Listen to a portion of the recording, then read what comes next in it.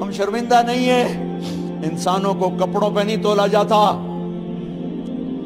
آج کا میرا دیس کا مالدار اتنا فقیر ہو گیا ہے، اتنا چھوٹا ہو گیا ہے کہ وہ اپنا تعارف کروانے کے لیے 50 لاکھ کی گھڑی لیتا ہے، 6 لاکھ کا جوتا لیتا ہے۔ آج کی بیگم اتنی چھوٹی ہو گئی ہے کہ اپنے قد کو بڑا کرنے کے لیے وہ 10 لاکھ کا ہینڈ بیگ لیتی ہے کہ دیکھو میرا بیگ 10 لاکھ کا ہے۔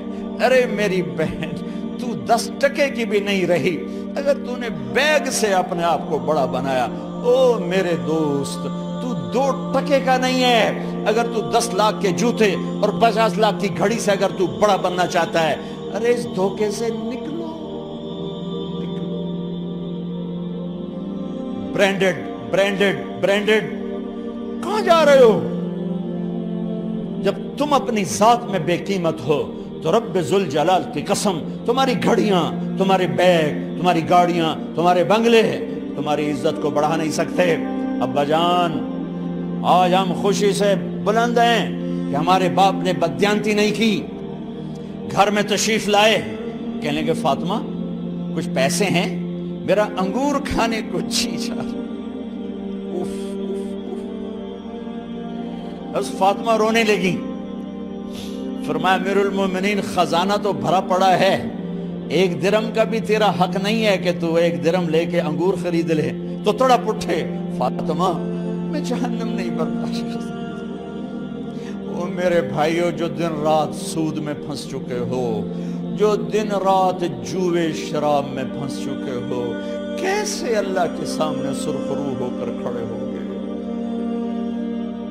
ایک رات گھر میں تشریف لائے، بچیاں، بیٹیاں، منہ پہ ہاتھ، کپڑا رکھا، دوپٹہ رکھا منہ پہ، اور بات کریں۔ آپ نے پوچھا ارے کیا ہوا تمہیں، یہ منہ پہ کپڑا کیوں رکھتے ہو؟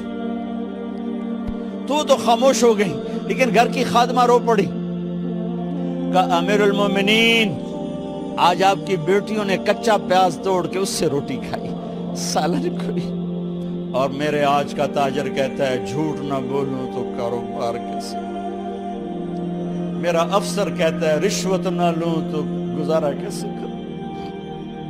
تو عمر بن عبدالعزیز پھس پہ ہچکیوں کے ساتھ روئے کہ میری بچیوں، میں تمہیں بڑے اچھے کھانے کھلا سکتا ہوں پر میں جہنم کی آگ برداشت نہیں کر سکتا۔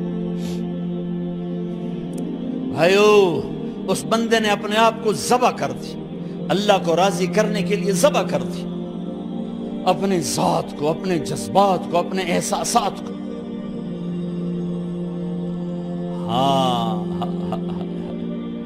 اب اللہ نے صلہ کیا دیا، جب انتقال ہوا ہونے لگا تو بلایا رجا کو، جو میں بات پہلے چھوڑ کے ادھر ان کی تھوڑی سیرت بتائی کہ رجا اب میں مرنے لگا ہوں۔ عبد الملک کالا ہو گیا تھا، ولید کالا ہو گیا تھا، سلیمان کالا ہو گیا تھا۔ یہ کیوں کالے ہوئے تھے؟ یہ بے نمازی نہیں تھے، بدکاری نہیں کرتے تھے، کسی کی طرف ان کی میلی آنکھ نہیں اٹھی کبھی۔ یہ ظالم تھے، ظالم ظالم، انسانوں کا خون پیا، مال میں خیانت کی، اس پر اللہ نے چہرے پھیر دیے۔ آج عمر بن عبدالعزیز جا رہا ہے کہ دیکھو میں جا رہا ہوں، مجھے دیکھو میرے ساتھ کیا ہوتا ہے۔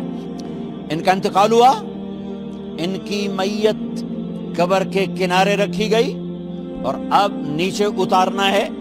سلیمان کی میت کو اتارنے لگے تو ہلنے لگا اور عذاب قبر پہلے شروع ہو گیا۔ عمر کی میت کو جب قبر کے قریب کیا گیا، ایسے ہوا کا جھونکا آیا، ایک پرچہ ایسے لہراتا ہوا، یوں آیا، یوں آیا، یوں آیا اور عمر کے سینے پر گر گیا۔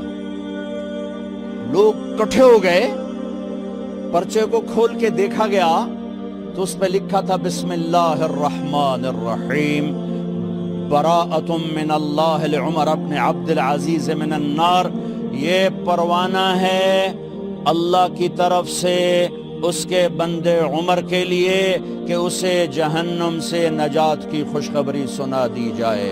آہا، مرنا ہو تو یوں مرو، اللہ ایسی موت دے دے.